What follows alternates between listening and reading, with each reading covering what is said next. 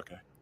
Well, we were building a bonfire, and I saw some, dry brush and leaves around, so, I said to move the bonfire somewhere else, and out of nowhere, Smokey Bear shows up and hugs me. So you noticed some wildfire hazards and moved your bonfire to a safer location. Yeah. Yeah, that's Smokey, all right. He likes it when people help prevent wildfires. It hits him close to home. Not everybody gets the hug, my friend. So that's pretty special to get a hug from Smokey Bear. So it was him. Hey, guys, I told you it was Smokey. Okay, well, congratulations, my friend. And thanks for calling. There are many ways to prevent a wildfire. Learn how you can do your part at SmokeyBear.com. Only you can prevent wildfires. Sponsored by the U.S. Forest Service, Ad Council, and your state forester. You're listening to the Worldwide Sports Radio Network. Little roller up along first. Behind the fence. It's not Buckner. Here comes the next win. See you in Pittsburgh. Can't wait.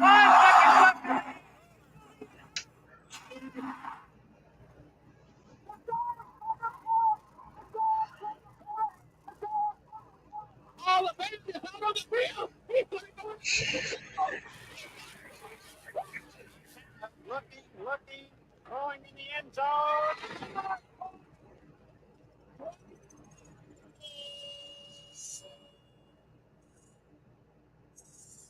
You're tuned into Game On with John Silverberg. Talking all things sports. It's Game on! Yeah, game on. Game On, right here on the Worldwide Sports Radio Network. Yes, ladies and gentlemen, we are back live. Happy Thursday to all of you. You're listening and watching us on the Worldwide Sports Radio Network. This is Game On, joining you every Thursday from 6 to 7 p.m. Eastern Standard Time. I'm your host, Josh Silverberg. Eric Bo may or may not be here tonight. Of course, Speedy PD is on the board, but we have a special co-host who is filling in. You know him very well. Speedy, you can bring him in whenever he's ready. Well, he's got to turn his camera on. There he is. My father, Nelson Silverberg. I wanted the introduction. I wanted the big intro. Well, you got it. I mean, okay. I introduced you, multiple time fill-in, Eric Standen, everything of that nature. How you doing? I'm doing great. Everything's very good. You're going on vacation? You're excited? Yeah, school. Yep. School year. Last day of school was today. School year is officially over.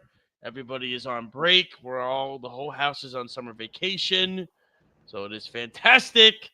And of course, it was 68 degrees and raining out today, which we needed because it was bad the last few days here with the 90s plus. It was not great. But having said that, we'll talk about MLB and what's not been great. We'll get into the whole Mets and the Yankees situation, even though both teams won yesterday, and both teams are in first place, miraculously. Which team is in a better position to do well in the future? We'll discuss that. Of course, we'll get into the NBA draft. The Ace Bailey situation. Did he go to where he wanted to go to? Or did Danny Ainge say, screw you, I don't care? We'll discuss that. Check us out on worldwidesportsradio.com, YouTube, Instagram, Periscope, Spotify, Apple Podcast, and so much more. It's really a very dry time with sports. I know you have the NHL draft tomorrow. The NBA draft round 1 was yesterday. Really, this is kind of like the slow time with sports when this is happening because you have literally nothing going on. No football, no basketball, no hockey. And the baseball season's in the middle of the year. Nothing's really happening. So you try to make the most of it and everything of that nature. But I did want to discuss, you sent me a very interesting commercial today about the Boston Bruins. And it was Michael J. Fox in the commercial about the old jerseys coming back. And Charlie McAvoy was played off as like an old man. It was funny. Which is funny because Michael J. Fox is actually a huge Rangers fan. So that's what makes the whole thing very funny and integral with that. Well, you forgot. It was a whole takeoff on Back to the Future. Well, yes, that's the point. Why they put Michael J. Fox in it. So back in time. Right. Yes, back in time. I thought that was – but yes, the old jerseys for the Boston Bruins are being brought back. They're the Bobby Orr jerseys that are being brought back. Yeah. They got to do something. Oh, stop. They got to You do make it something. sound like we're the 7th pick, you're the 12th pick. I mean, let's be honest. You're not knocking on the door. Actually, I want to know, where are the Bruins picking in the draft? They're picking 7th. NHL. They actually dropped 2 places in the Oh, lottery. Here we go. Let's see. This is from NHL.com. They have the Islanders taking Schaefer, the defenseman. They have after the 3rd pick, it goes up in to the the air. Sharks, and then it's it's all crazy after that. because then it goes Frondell going to the Blackhawks. They got Desnoyers going. Yeah, wow, Hagen's falls, huh? Hagen can fall. After the 3rd pick, it's all up in the air. Well, that'd be something if Hagen's falls, because the whole story about Hagen's was, remember, before the year started, he was the number 1 player that was in the draft, and he fell. And what happened? And of course, we all know him as he's the Long Island Kid, and everything of that nature, that and so much more. So we all know. I think I have somebody coming downstairs. Oh God! Oh, it's Melissa. No, it's not Melissa. Clearly Millie. No, it's Millie, the talking dog. No. Who's that? Who's that too? And where's Speedy? Where's Speedy? I gotta pop in now. Hey, Speedy! Hey. Hi, Speedy. Hi, Speedy. Was today your last day of school? My last day of school. It was your last day of school. Yes. Who's your favorite hockey team? Rangers. The Rangers. Who's your favorite baseball team? The Nats. Favorite basketball team? Basketball. Knicks. And football, do you care or no? Football. There you go. Okay, bye, Caleb. I'm trying to fix him. I'm just let you know, I'm doing everything in my power so he has a much better life with sports. He doesn't have to listen to you. Oh, you want to sit for the show? Yeah. You want to sit here for the show?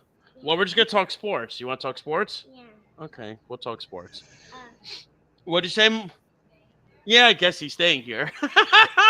What else is going on? But basically, it's interesting, like you said, with Hagen's, the kid. He was a Long Island kid that grew up an Islander fan, but he went to Boston College. So the fascinating story was, will the Islanders take him in the draft? Well, they're not going to take him him in the first. draft. I mean, no, I don't think you can. I know Errol's been saying that Schaefer would be a mistake if they take Schaefer with the first pick in the draft. But the thing about Matthew Schaefer is he's literally compared to Cale Makar. So when you take, I don't think it's at all even possible to have. You can pass on a Cale Makar or something like that. That's the issue. No, they're taking Schaefer. There is talk that they might trade up. They might trade up to get a. I need to close that door. Okay. Yeah. Well, okay. Kid's gonna knock my computer over. He pulled the computer. They might trade up if Hagen's falls to like 5th, 6th, or 7th. I mean, I view it as. That's what I heard. Yeah, like I said, well, the other talk was Misa. Is Michael Misa going to be, the other pick for the team and everything like that? So I don't know. I mean, It's going to be Schaefer. But this is also why the Rangers traded the pick, because after. No, it was a mistake. No, because here's the thing: next year's draft is a stronger draft. It's after the 3rd pick this year. Where's Speedy? Speedy, come back. Yeah. Yep. See, Caleb wants you back. Oh, you want me back? All right, Caleb. You want Speedy back? Now Caleb's the producer. Is Caleb now the executive producer of this show? Well, Does he know? What if McQueen, like a guy like McQueen, a real upside center, drops to 12? I think the Rangers will be kicking themselves if he actually drops to 12. I mean, of course. Takes him. I asked Speedy to come back in because Speedy would know this better than me. After the 4th or 5th pick, is there really? I mean, we know next year's draft, right? It's the stronger draft than this year's draft, is what a lot of people have been saying. So is that why? Is that why you think the Rangers just dumped the pick to the Penguins and said, "Hey, let's call it a day"? Because maybe we could trade the pick next year in the deadline or something. I mean, not that I really trust their prospect development department, but yeah, I would imagine that's the case. Because Yes, it makes sense. But if the Rangers, let's say, have a better record next year, right now they're picking 12th. Let's say they have a better record next year and pick 17th. Is next year's draft so much better that the dropping 5 picks is better? I mean, 12th is a pretty high pick. I think it's a scout's pick. If you scout somebody and you think you could find somebody, 12th is pretty high. I wouldn't. I don't know. I think it's a mistake. I think there's going to be decent prospects at 12. Everything that I've heard, and again, you've heard the same thing, that the draft this year, it's after the top 2 or 3. It's very mid, and that's also why Drury got. But also, I think Drury wanted to save the pick because he feels that, maybe next year they can trade the pick at the deadline and get a player that they possibly want. I mean, I don't know what the process, what the way the Rangers are going is. I'm not entirely sure what the route for them is. And again, like Speedy said, I don't trust their prospect department very well. I mean, they've been absolutely atrocious at developing anybody. Right? I mean, it's between Kakko and even Lafreniere's been inconsistent. Keandre Miller's on the trade block now. He's going to get traded soon. It's just been. I mean, it's been brutal how they've developed, and everything like that. No, I appreciate it, but I'm just saying, if 12th is a high pick, unless you think you're going to be worse next year, and I think don't see the Rangers thinking themselves as being worse next year. If they even are 4 or 5 picks better, that means they're picking 16th or 17th. Would you rather have the 12th pick this year or the 17th pick next year? To me, but again, they kept they kept next year's pick because reporters they wanted to keep a draft pick to trade at the trade deadline for next year if they need to. So that's the point of it. Right. I can understand. But also, I mean, I guess, I mean, I asked me this. He's the Ranger fan too. I guess because when they drafted Perot, right? 2 years ago. So when they got him, that was a steal in the draft where he fell. And then last year they took the defenseman, right? They took I can't remember where he went. Who was the defenseman they took, Speedy? Do you remember? I'm trying to find. I forget his name. So you're right. He did fall. He was supposed to be like a mid first and fell. But Perot's the one that fell. Perot was really the one that was the shocker. Yeah. EJ Emery. EJ Emery was but he's actually a defensive defenseman, so he doesn't really have any much puck skill. It's more he's a stay-at-home defenseman that will just stay back. Yeah, the Rangers need more of that. I think too many years they've drafted defensemen that try to be puck possessive guys, and they pinch in too much and it doesn't work. That's why Keandre Miller is no longer going to be on this team next year. Do you know what I mean? So that's the issue. I mean, it's really the development of guys for this team and the way that they've also developed in their prospect pool. Like you're hoping Ottman does something. But like, I don't know. Like, what are the Bruins? Where's their prospect pool? I know they terrible. Well, they improved it at the trade deadline because they got rid of a lot of their talent and brought in like Toronto. They got a couple of guys from Toronto. I think they got a very good player from Colorado. But they were terrible. They were a terrible drafting team. The Florida trade wasn't great for them either. It was great for them. It was great for both teams. What are you going to do? You have a 37-year-old guy that's not going to sign with you, and you're trading for a first-round pick. Are you going to get better than that? Not the first-round pick this year, the first-round pick next year. So you're not getting the last pick in the first round. So it's Florida's still going to be good next year. Fine, but what can you expect at that time to get it? He was injured. They weren't even sure how many games he was going to play when they traded Marchand. He wasn't going to sign with them. You trade him. You trade an injured player, and you got a first-round pick. I know it worked out for Florida, but fair, good. It worked out for both teams. That's all. That's how I look at it. It wasn't a bad trade. It was a good trade for both teams. And then, obviously, so we all think that the defenseman's going to go tomorrow. I mean, there's not been much hype around it. I mean, there's been no advertisements for this draft at all. It's the NHL. Who cares? I mean, how much? Well, the NBA draft was not interesting either. This was terrible. Usually, NBA draft gets some hype, but this one was just a. It's a top-heavy NBA draft. It's literally the three guys. It was Flagg, Harper, and Bailey, and then it's where does everybody else want to go? And obviously, we all knew Flagg was going one to Dallas. We all knew Harper, although I'm still trying to understand the fit with San Antonio, is going to play there. The question last night was, where's Ace Bailey going to fall? He's trying to pick his way to staying on the East Coast because he's from New Jersey. Does he want to go to Brooklyn, Washington?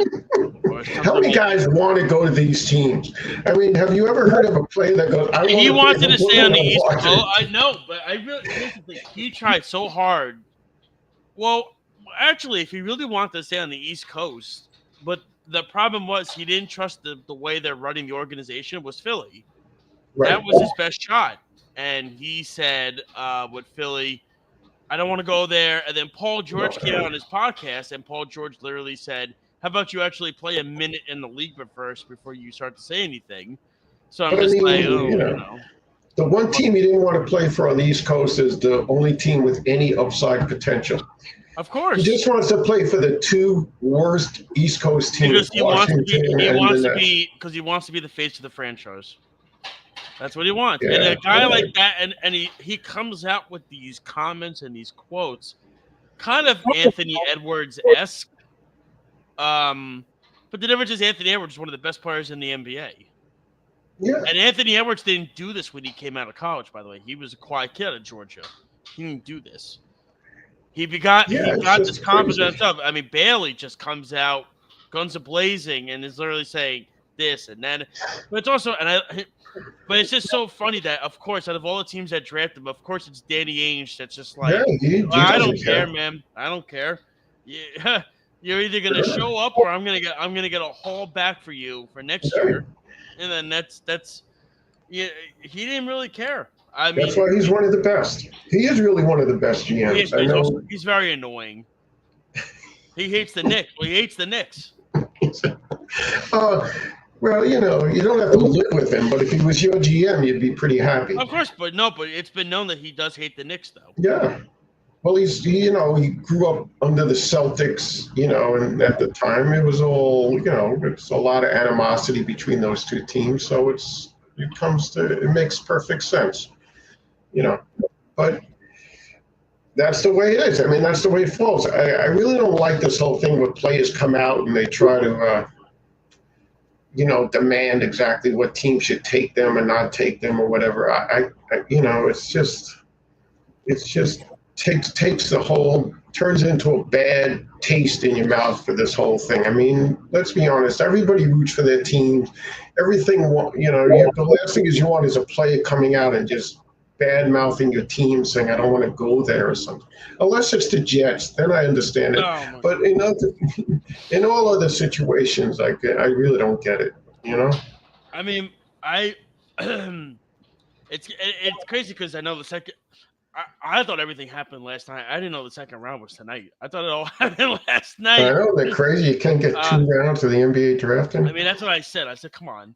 It's ridiculous. But it's crazy. The team that I view is the Knicks. They're going to make a draft pick tonight without a head coach.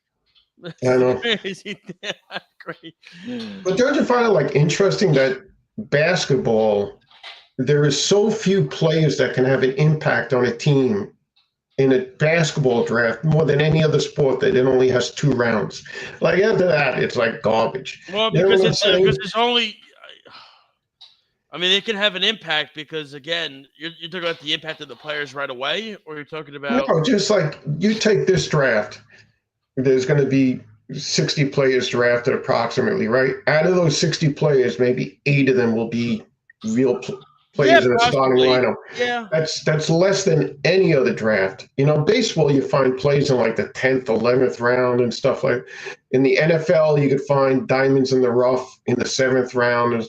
But the NBA, if you're drafted outside the lottery, it's far and few between. I mean, that's 12 picks. Once you're outside of the top 12, the odds of you making it as far as a real impactful player drops precipitously. I mean, it's and everybody's talking about the whole thing with Flag. Is he the perfect fit in Dallas? I mean, I think he's a great fit in Dallas. They're stacked. That team is stacked. Well, Irving's out, but yeah. When he comes back, that team is stacked. They could have the best front court in the West. I mean, this team is really stacked. I'm trying to figure out the Harper fitting with San Antonio because they have Fox as the point guard. So that's why I didn't understand why they took Harper as the guard. That part didn't make any sense. You just don't pass on talent. Yeah, maybe make him the 2. I guess I'll make him the 2 maybe. In the NBA, if there's a guy with talent and you pass on him because he doesn't fit your current need, it just blows up in your face. You got to draft talent in the NBA. There's just not a lot of guys that can make it in the league at all. It's a very short. First off, how many guys get drafted in this league and their rights are still not even like they're still abroad, right? In Europe or playing somewhere, and they don't even come over for a year or 2. Yeah, it's the only league I know that they do that, where you draft a guy and then it's like 3 years later he's in a trade. I'm like, I didn't even remember he was on the team. He's still on the team, like that's right. With the Knicks had it with like Kuzmingus or whatever his name was. That guy never even came here. That's right. And everybody wanted him, and he never even came over. And that's right. Because teams are so desperate for any talent at all. I think like I said, of all the sports, the level of difference between the pro level and any other level is greater in the NBA than any other sport. I mean, the level of talent to be an NBA player is so much greater than college. It's more so than football or baseball. It's tremendous. There's just so few players, first of all, right? The rosters are so few of NBA players. There's only so just that means they're the cream of the crop. These guys are just unbelievably talented. And then the crazy thing too is that with the NBA, and they allow this to happen, they let guys enter the draft, but they could still stay in college just to get like a viewing of where they are in the draft. Like I don't think the NFL or anybody does that. It's almost like it's weird that they let them do that. RJ, what the heck's his name from St. John's? Was it RJ? You could say your intent is to go into the draft, but if you don't hire an agent, you're still able to back out. So right. Yeah. I don't know how many days you get. RJ Lewis. Who is it? RJ Lewis.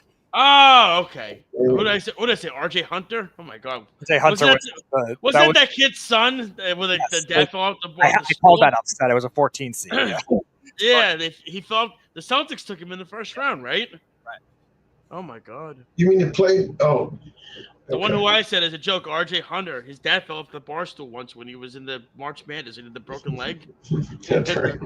Yeah, he had the broken leg. But everything. The NBA. I think the NBA draft was very bad. I think Dallas is going to be tough. It was fixed for Dallas. So. It's not fixed. Stop it. You and Errol, stop it. Stop it. It's not fixed. You could say it's fixed. No matter which team got that pick, you could say, oh, it's fixed for that team because fill in the blank. Them or Philly was going to get that pick. Why? If they would have fixed it, wouldn't they let Why would they let Dallas get the pick instead of an East Coast team? Because of the market. When they love because Dallas still has a huge following with the NBA. Yeah, but wouldn't they have loved to have an East Coast team get the pick? No, because also they just traded Luka, so they figured we'll make it up to you and we'll do it this way.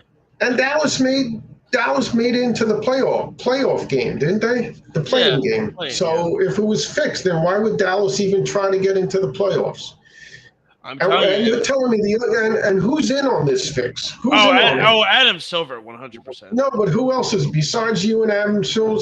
Who else is in on this? Probably Nico Harrison. Probably Nico had the GM. So you're saying none of the other teams knew about it except you, Adam Silver, and Nico Harrison? Well, I don't think I knew about it. If I knew about it, trust me, I would have deployed that bomb there very early. It's not fair. I don't. And by the way, just so you know, I still think Jason Kidd's going to be the head coach of the Knicks. Jason Kidd. Yep. I thought actually I texted you that I thought it would have been possible that the Knicks would have traded for Jason Kidd yesterday. I think he still might be the head coach because from everything, now his son, if you saw what his son posted a picture of himself playing at the Garden yesterday. Okay. And apparently, according to, I believe, Scoops Robinson, who writes for Yahoo, said that the Knicks job is Kidd's dream job to have. Yeah. That he wants that job. And if you notice, Udoka, Donovan, all these coaches, they reached out to. They all got extensions. Jason Kidd did not.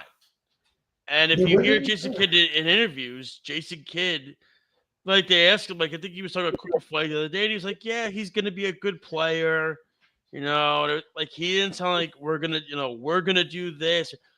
He wants the Knicks job. And I think what he's doing is he's going to bide his time and tell the Mavericks, listen. Listen. He still has a house. He still has a house in the Hamptons. He still hangs out on the East Coast during the off season. This is what he does.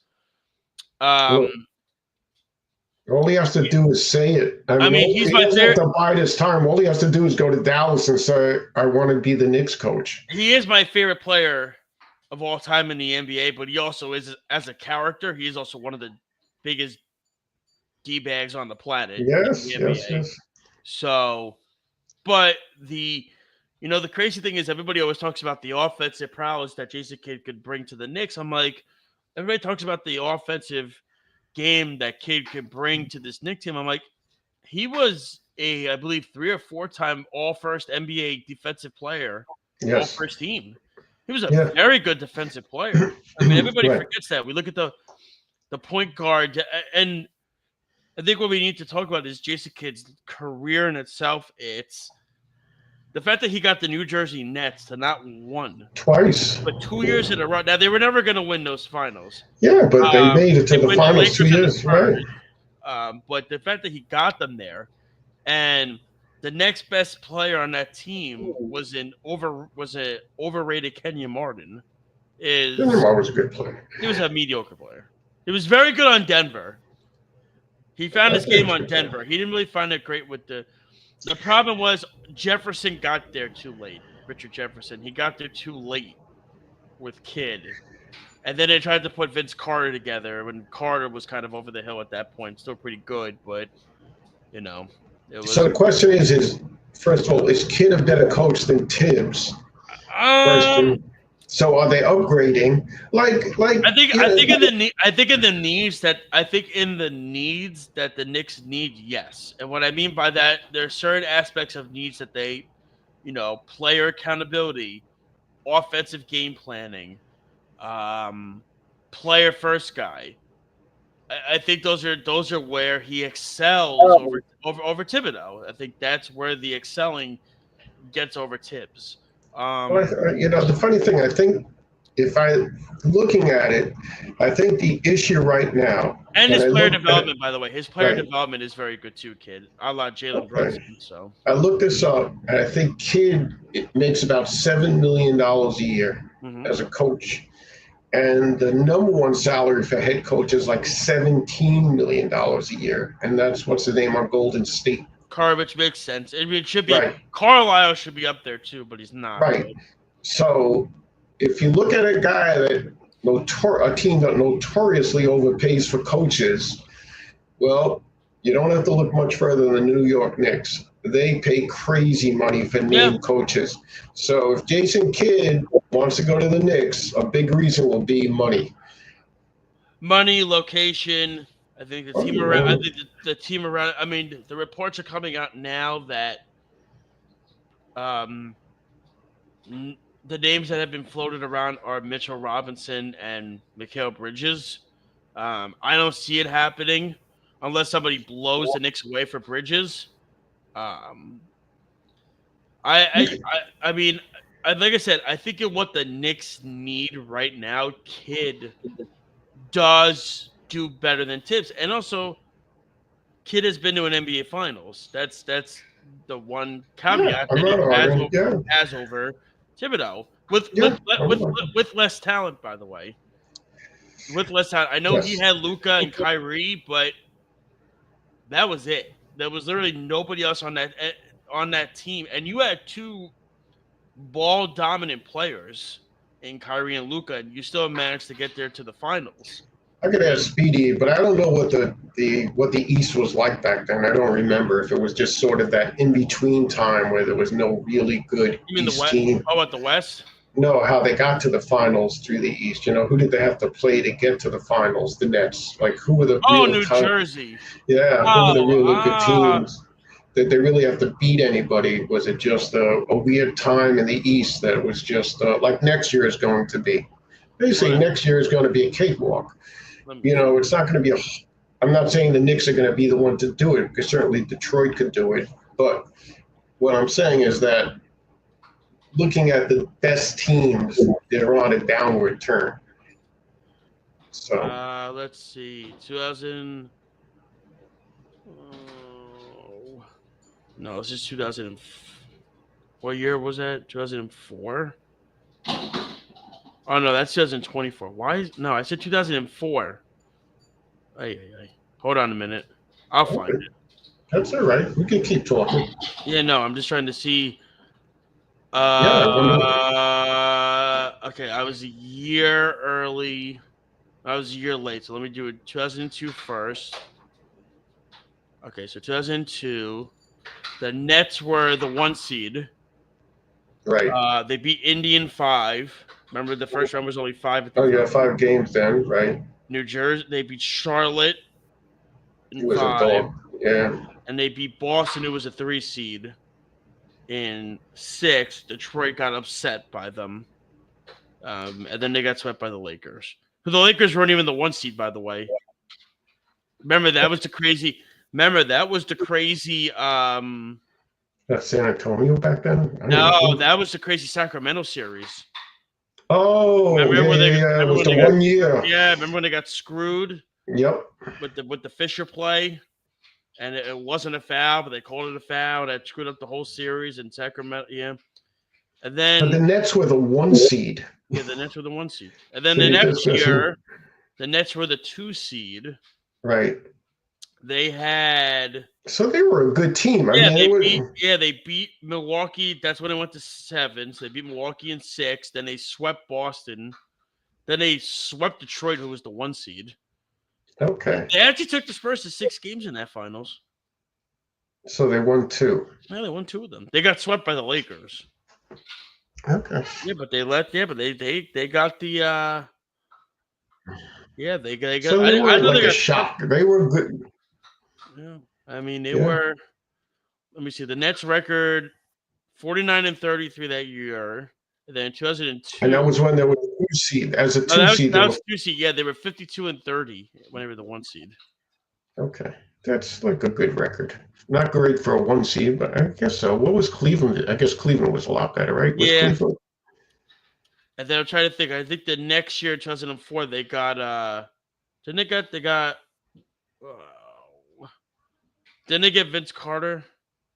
Was that you when Vinsanity started? I don't remember. They had Richard Jefferson. They got No, he didn't come yet. I think it was the next year. They were the Nets were the 2 seed, and they got upset by Detroit in 7 games in the second round. Okay.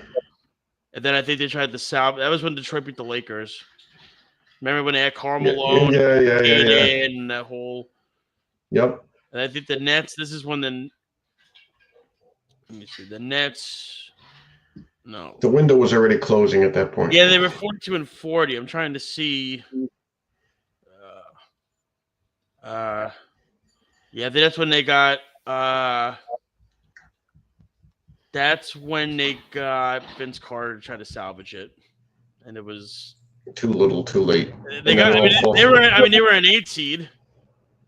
Yeah, but once that's the biggest thing a GM has to realize. If you're a good GM, you have to know when the window is closed. It really is. That's the biggest crime and the biggest, of a bad general manager, when they don't know that the window is closed and they keep chasing things and they end up giving away assets just to try to extend something. Oh, no. I'm sorry. It was next year in 2005 they got Vince Carter. So 2004. So 2004 they were Jefferson. a rough year. And then 2005 they got Carter, and they were a 3 seed actually. Okay. They were a 3 seed. They were 49 and 33. And they beat, all right, so these got better though. Yeah, they beat Indiana in the first round. Then they lost to Miami in the second round, and Miami won the championship. That was when they had Shaq, so they were never gonna. Yes, they weren't gonna beat that team no matter what. Yeah, they signed. I remember they signed Alonzo Mourning, but it was just an old Alonzo Mourning. Yeah, see what I mean? They're chasing. I mean, they were a 3 seed, so that's pretty good. That's good, but or the Knicks. Oh man, the Knicks were 23 and 59. They were terrible. That year. Holy moly, they were terrible. 23 and 59. Is that good? No, I'm sorry. It's funny. Find out who they drafted that year with that terrible record, where they continually drafted lousy players. That draft, they drafted. Actually, that was actually a good draft for them. What would they get? Channing Frye and David Lee. David Lee was good. Yeah, Channing Frye wound up being good too when they got. No. Just remind. He was pretty overdrafted. I mean, not that you wanted. I mean, remind Sushil about Michael Sweetney. That was, and he bought his He's jersey. Not a Knicks fan. He's not a Knicks fan anymore. No, I know he's not. I know he's not. But he bought his jersey. And I remember I went to a game with him. Oh. And the whole game, pass it to Sweetney. And it's so funny. They had Sweetney. Remember when he was on the Celtics and he looked like he weighed 700 pounds and he couldn't even jump anywhere. It looked like watching me in my driveway. Yeah.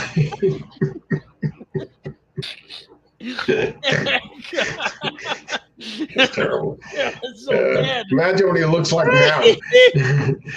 What does he look like now? Let me see. It's got to be pretty. It's not going to be. Oh man.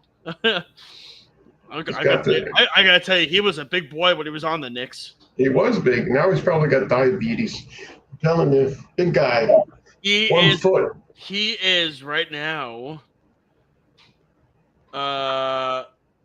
He's an assistant coach at Yeshiva University in New York. Oh, nice.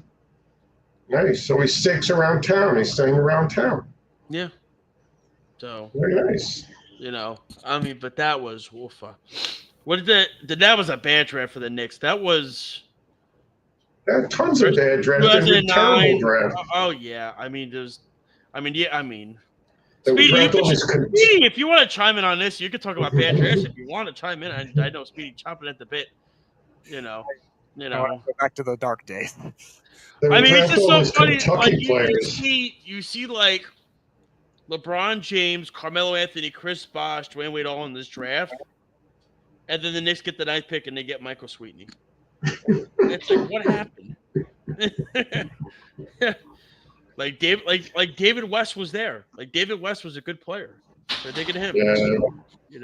Literally, I mean, I don't know.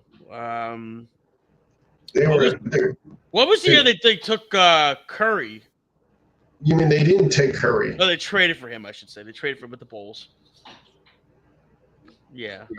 They were one pick too late for Curry. Oh, No, the Eddie center. Curry. Eddie Curry. The center. I'm thinking when Curry went one pick before them. Nah, you know what Eddie Curry used to do before games, right? You know he used to go to pick up McDonald's Happy Meals for himself. Happy Meals? Yeah, am I kidding? Yeah. What, for the toys? Like It was what? no, he used to get for like protein. He didn't want to get the big burger, so he ate the little ones. It showed. I tell you that much. He ran out of energy. He was. I actually thought he was going to be really good. Like he had really good years before the Knicks got him. You know where the downfall was? You know where the downfall was when they traded for Antonio McDyess. That was when everything just went because they thought McDyess was going to be that big thing. I remember like they took Channing Frye with the 8th pick in the draft. On everybody thought they were going to take Danny Granger, and then Granger wanted to fall. Nate Robinson was in the trade in that draft. God. Oh yeah. Oh man. I'm telling you, it's the Rangers and the Knicks. They just always look for that magic. Yeah, what's the common denominator? Thing. Yeah, what's the common denominator? Yeah. I like this. They look for the magic thing. And the Jets. The Jets do it too. I like this one. One of the picks that was in the Eddie Curry trade was to the you know who the Chicago Bulls took? LaMarcus Aldridge. Yeah, see? Yeah. I mean, listen. Not like the Knicks wouldn't have taken him, though. They would have taken the Knicks would have taken who's a random guy? The Knicks would have taken Hilton Armstrong. That's what the Knicks would have taken, right? The Knicks did have a pick in this draft. They took him 20th overall. I remember the Knicks were dying to get Curry. Ronaldo Balkman. Right, another guy. That's right. And you want to know who was the pick right after Ronaldo Balkman? Who? Rajon Rondo. They're just notoriously bad. When Phil Jackson took the French player, who was the next player taken? Oh God, it was who was Speedy? You might remember. Who was it? After Nil Kina. Dennis Smith Jr. Oh, Dennis Smith Jr. ended up getting. I mean, Smith did have a great career. He had one good season. Yes, because he got traded to the Knicks. No. He was good. No, you remember everybody was on the Michael Carter Williams train? Remember that one? Yeah. That was right, Speedy. Remember him? Remember he won like Rookie of the Year, Michael Carter Williams? Everybody, he's the next big thing, and he stunk the next year. Like I can't even remember the last impactful Knicks draft pick. There hasn't been one. Yeah, because I mean, maybe McBride. Wrong. Mitchell Robinson. I guess Robinson. Mitchell Robinson was a second-round pick. So he was a second-round pick. Yeah, so was McBride too. Actually, he was a second-round pick too. Right. McBride. Yeah. Maybe I guess Porzingis. Yeah, I guess you would say Porzingis is probably the next best pick they ever had. Man, they had Devin Booker there at 13th. I mean, just once you think you'd step in it, just out of luck. Yeah, by just accident, out of luck, you think you'd find the diamond in the rough. Speaking of trying to find diamonds in the rough right now, both New York baseball teams are trying to find diamonds in the rough. That's the Mets and the Yankees in regards to where their slumps are. The Mets and Yankees, the crazy thing is they're both still in first place, which is miraculous. Despite the Mets are tied with the Phillies. The Yankees are a game in front of Tampa. So it's weird because you look at the way the baseball season has gone, and I've constantly said this to people. That's why baseball is a long season. And I thought last night's win was a very promising win. Now, I'm not making excuses for the Mets in itself. I mean, I will say this, however, though. During this losing that they've had, I saw it on Twitter yesterday. The pitchers that the Mets have faced in this losing streak are like Wheeler, Schwellenbach twice, Strider twice. One of the Tampa pitchers was an all-star last year. I mean, it's really crazy. Like, it's not like if they were losing to like scrubs, I'd be like, it stinks. Like last night, they faced a crummy pitcher and they beat him up. So. Yeah, so they faced a 20-year-old pitcher yesterday, pitching, and they beat him up. Yes. I think I don't know which team is in worse shape. I really don't. I don't have a strong opinion on it, but I think the Mets have.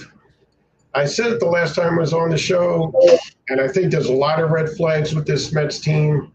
And as players sort of settle into their norm numbers, I think the pitching is going to be a problem. I think that's where the biggest problem. And, let's look at it. If you looked at that April success, it really fell upon two players. It was old Lindor and Alonso. Yeah. That was it. And then now Alonso's sort of falling back into it. Not bad, but falling back into his numbers. And Lindor is still playing well, but he's not playing as well as he did in April. Soto's playing great. But the issue really is, and I keep bringing up this stat to you, not that any of you tracks it, number of innings that the Mets score in a game.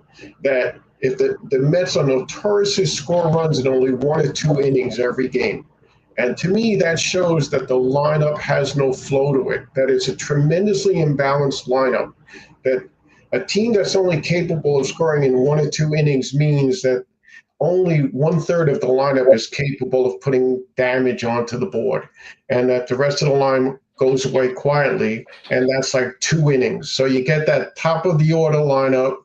Possibly they're able to put damage on the board, but if they don't, they're not going to get another chance to put damage on the board until the 4th inning.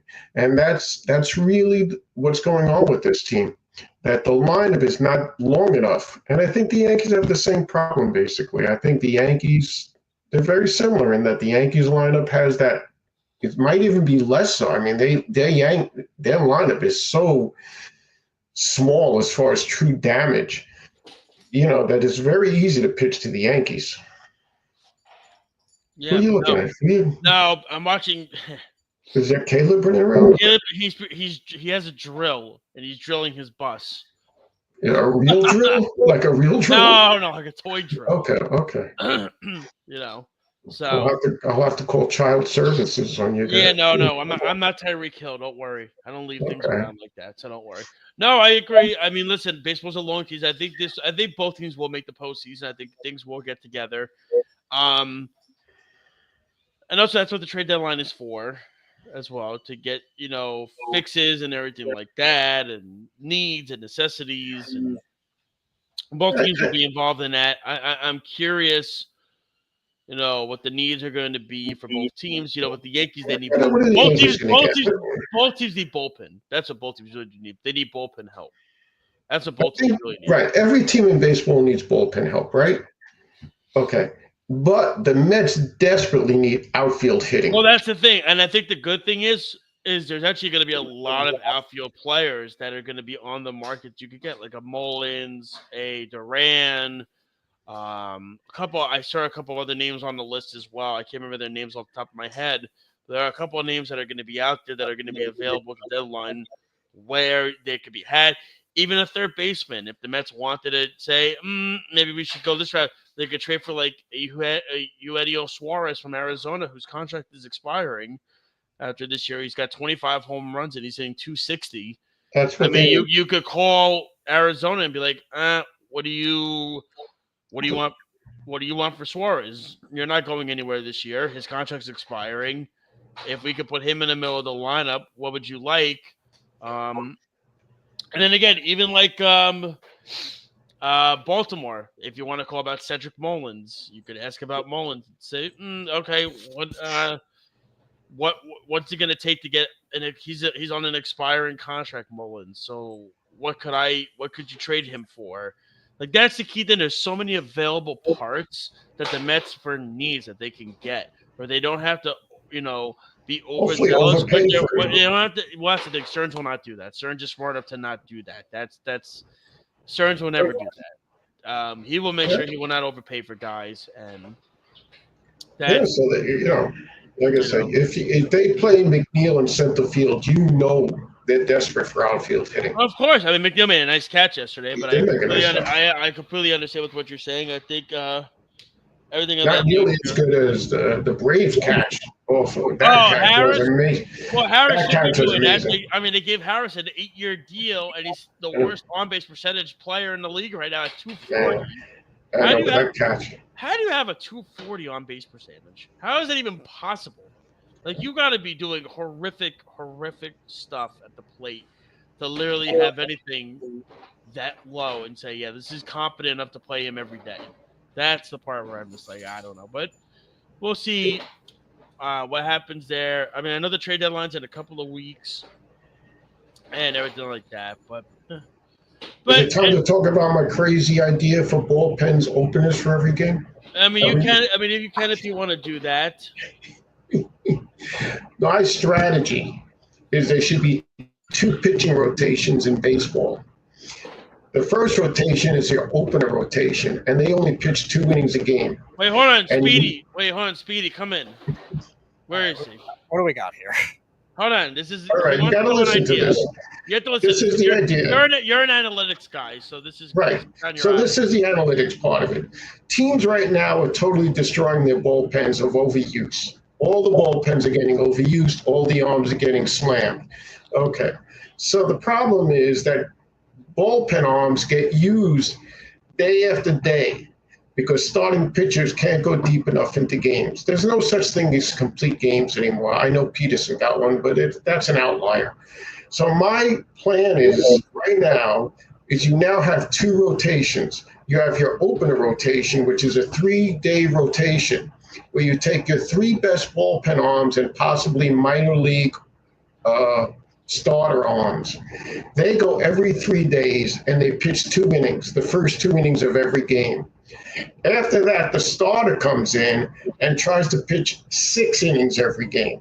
And if they get 6 innings out of your starter, that means you only had to use 3 pitchers because you're now in the 9th inning and only need to use your closer. If you only get 5 innings out of your starter, that means you only need to get 1 extra inning out of a relief arm and you get your closer. The advantage of it is your bullpen doesn't get overused anymore because they're now on a scheduled rotation and you're not using these arms day after day after day. So the point of it is, and the other advantage of it is— He's following this, by the way. Wait, that's good. The other advantage is as the game goes along, your worst pitchers end up pitching in the most important part of the game. Like Jacob deGrom is awesome. Then he gives up 2 singles in the 7th inning, and you end up taking him out and putting some guy in the game who's a stiff, and he ends up blowing the game for everybody, and all that work by Jacob deGrom goes away. Instead, you want Jacob deGrom in the game in the most important part of the game, which is the 3rd through 8th innings. And that's the reason they should do this. And you don't burn out any arms, and you use the same amount of personnel to do it. It's going to happen. It's going to happen. Teams use openers. I think it would only happen if the rosters expand. I don't think otherwise. What? It would make you have 12-man. You have a 12-man pitching staff now, right? How many pitchers you have on a team? 12. So you have 3 starters, 5 starters, 3 openers. That's 8, and you still have 4 guys that get to use in the pen any way you want to. And a lot of those guys don't ever even get to use because if the opener goes 2 and the starter goes 5 or 6, there's not a lot of innings left except for the closer. Caleb, is this ridiculous? Oh, this sounds ridiculous.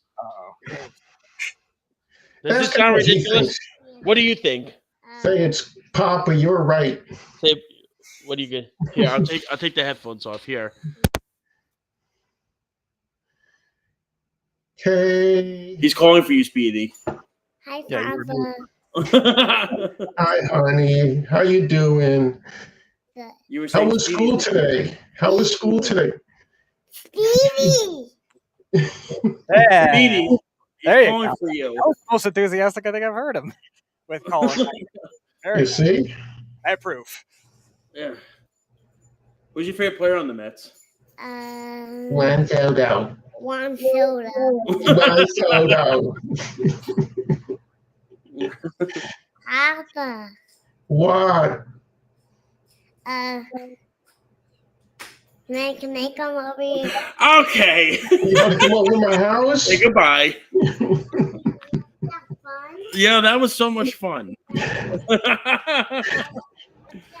If Tony Lucer was still a manager, this would happen.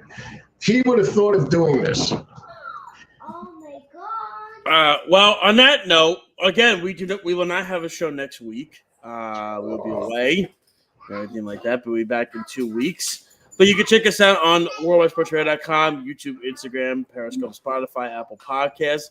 Top of the Mouth have their own TikTok. They're coming up at 7:30 tonight, talking about a lot of things with the whole gang. And, of course, you can check out 103.9 FM, the LI News Radio Network, The Weekend Crunch with Errol and Speedy as well. But now it's time for the You're Better Than That segment.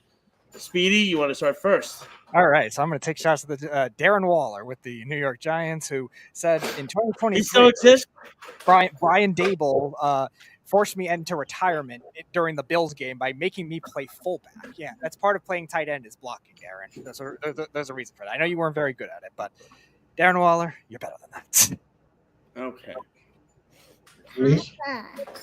Why? Is Caleb next? You're better than.